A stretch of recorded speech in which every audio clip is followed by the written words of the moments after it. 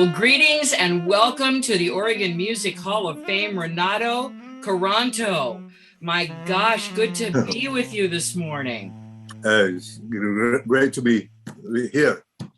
Now, you're an incredible saxophonist and have received 5 awards from the Cascade Blues Association for Best Horn. So, what does your induction into the Oregon Music Hall of Fame mean to you? There's no enough words for it. It's totally amazing to me. Like the first time that Terry called me, I wasn't believing it. Like I was ignoring it. And then he called me back again. No, Renato, you're really inducted. So you thought it was just a joke at first, or he was funning with you? Yeah. Oh my gosh. But with your, incredible history with music, and I have to just say, we're doing this after the induction has taken place, and what a great night that was. Your live set was just amazing. It was the first live set I've seen since the whole COVID thing hit. And so it was really special for me, and I think the rest of the audience. Now, what was that set for you like, especially because the people that you played with were very important to you? What do those people mean to you, and explain who they were? That time I was pretty nervous and very excited. So the only thing that coming to my mind is like, oh my God, what should I do? What should I do? Yeah. So well, you played with King Louie, who is just, amazing and a good friend, and kind of talk about him and what he means to you. Right. Louie's playing, King Louie means a lot to me because we're like brothers from another mother. We've been playing together for the last, I would say, 25 years, not long, and so basically our connection to the music is like one. I can feel his idea when his idea is going, and as well as he can hear my idea, and he knows what to do with it, and so it's like we're connected. A musical psychic connection. I love that. Yes, and mutual respect for each other. I respect him dearly, and I think that's very important to the relations and playing music with. You have to have this respect. So, and I think that's always worked out because my experience, when I play with Merle Haggard, I learned so much. I learned a lot from him. I learned that he is respecting his people, his musicians, and he never embarrassed his musicians, and so they have this chemistry, they have these vibes that whenever they play music, do a concert, it's always a 100% positive thing. That's great. Let's go back to your roots a little bit here. You were born in the Philippines. Yes. And your life's journey had to be an amazing one. So where did the music come into your life? Was it as a child? As a child, because my father is a saxophone player. Oh. Yeah. Excuse me. And my grandfather was a saxophone player. And my great-great-grandfather, I believe they named me after him. And he's the one that started the music in our village. This small village in the Philippines. And he taught everybody how to play their instrument. And that's quite amazing to me. And that's how it gets started. During the World War II, they were telling me that deployed for the militaries. Oh, that's great. Well, then what brought you over to Oregon? Tell me about your journey from the Philippines to get here. Where did it take you before? Did you go?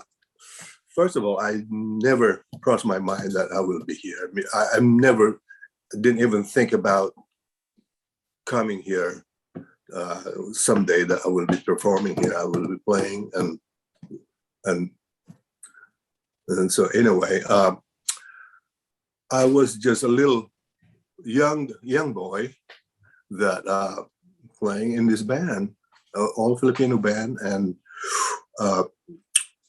we were in Japan 1975, and that's where I met other band that we were playing back to back to, that they were from Guam. Guam, and Guam is U.S. territory. So anyway, they talked to me and said, would you be willing to join us if there's opportunity? I said, oh, yeah, sure. So, and there you go. When they called me up a couple of months later and said, Renato, you have opportunity to come over to Guam, and told me all the details about Guam is U.S. territory. And said, you can have a green card and you can go all over America, and you can, yeah. So I said, wow, that's amazing. So I said, yeah, I want to join you guys. So that's how it started, and said, okay, that's how I ended up here in U.S.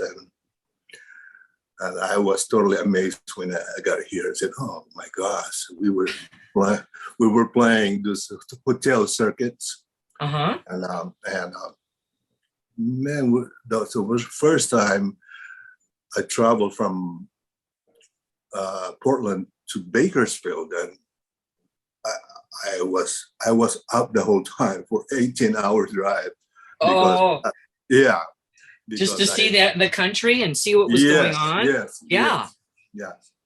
So that's what got me here by offer. That is incredible. Now, you mentioned Merle Haggard, and I have to go through this because this is great. You've played with such a variety of artists. I mean, in many different genres, jazz and blues.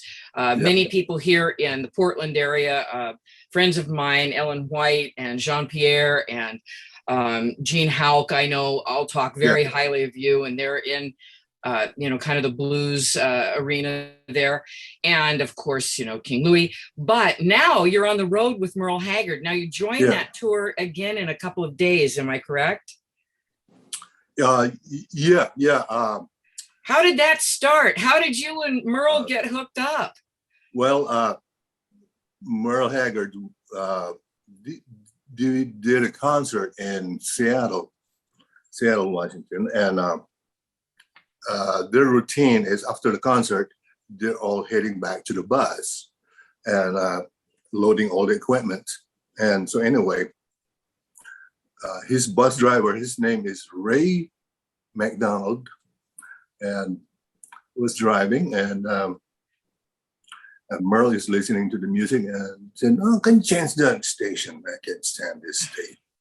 So the driver changed the station, and then he's listening to the music and said, "Oh," he said, "I can't stand those guitar players, blah, blah, blah, blah, blah, blah."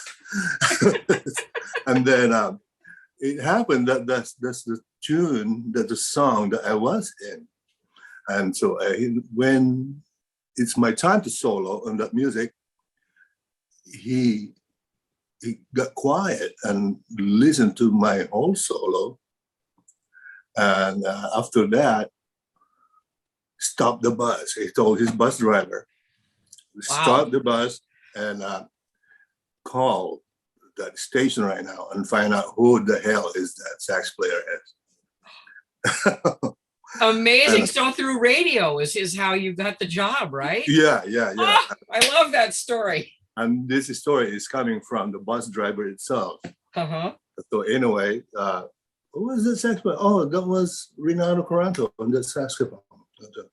And there you go. A couple of weeks later, I got an email from the Haggards. I said, oh, blah, blah, blah. My name is blah, blah, blah. And I love your playing. And they're offering already tours on amount of money that I'm supposed to get. And yeah, we're doing 80 to 100 days a year and blah, blah, blah, and plus recording stuff. And so then again, I ignore it. I didn't even respond to it. What a phony email. Yeah. Yeah, so I ignore it. And a couple of weeks later, the same email. So, oh, maybe this is legit. So call us, please. So I called him, and there you go. That was Merle Haggard. Boy, Renato, you've got to start, believing your email because, and telephone calls because you didn't believe the one from Terry and you didn't believe the one from Merle. So I know. It's terrible. Right. Well, no, it all worked out to such good fortune. And your career has really taken you all over the world to festivals, to many different venues. What's your favorite city to play in so far? Portland. Portland. Oh, that was a good answer. What's your favorite venue here in Portland to play? Oh, God. I enjoy every place here in Portland. Honestly, yeah.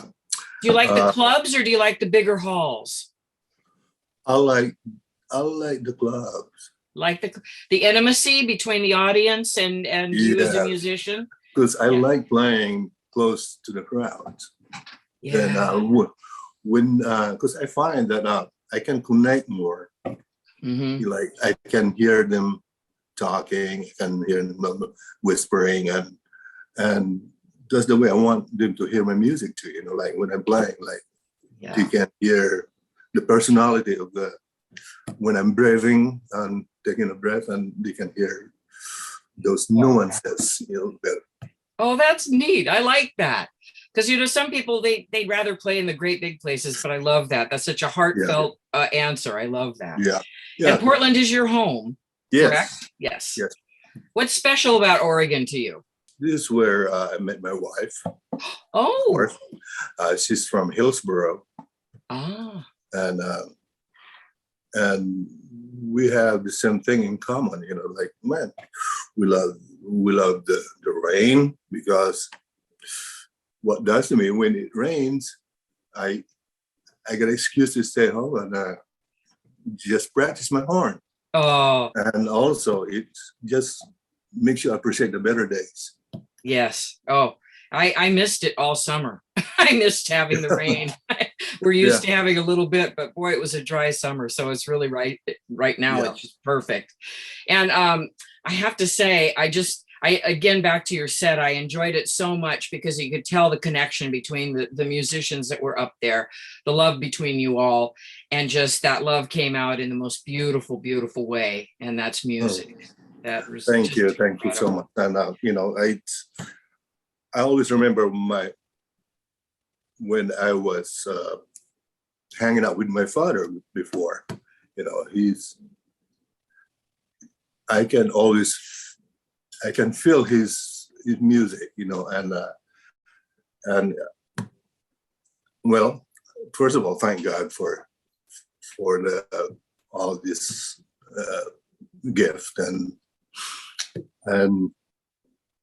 it's just so important to me to connect. Yes. I feel so much satisfaction every time that after the gig I go home, and I feel good when I think that I give everything that, yes, and it runs through your blood. Yeah.